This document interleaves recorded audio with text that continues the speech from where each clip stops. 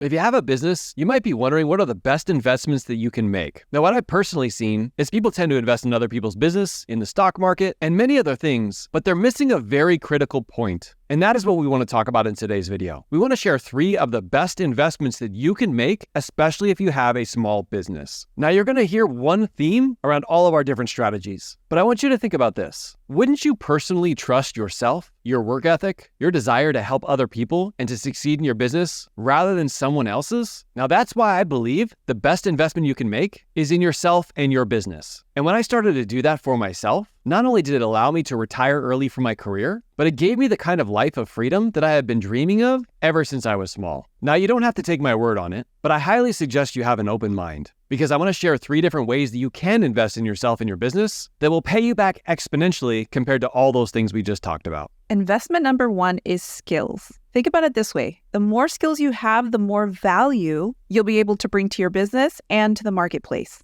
Think of it as a general practitioner versus a specialist. Why do you want to go to a specialist rather than someone who just knows basic knowledge? When you think about yourself this way, the more skills you have and the more skills you can hone into, the more you can help people. Number 2 is gear and tools. What are some of the things you can invest into to simplify your systems? Think about some tools that would actually help you maximize your time, or maybe some things that would help your systems work more smoothly. You can even invest in some things that will actually help you look at the big picture, look at numbers, give you some analytics so that you know where to focus your attention. So far we've talked about investing in skills. This will help you to solve more people's problems, which in turn will get you to produce more income in your business. Then when we invest in tools, we can speed up the process so we don't have to be the person doing all of the action. We can find things like email service providers, virtual assistants, budget tracking tools, and other things that'll not only save us time, but save us money. Now, once you have these first 2 investments in place, then you jump into investment number 3, which is expanding your reach. Now that you have powerful skills and you have a system in place to accept even more clients, now it's time to get more eyeballs on your stuff. Now, there's many ways to do this, including Facebook ads, Google ads, collaborations, paying to be on people's podcasts, doing things on YouTube,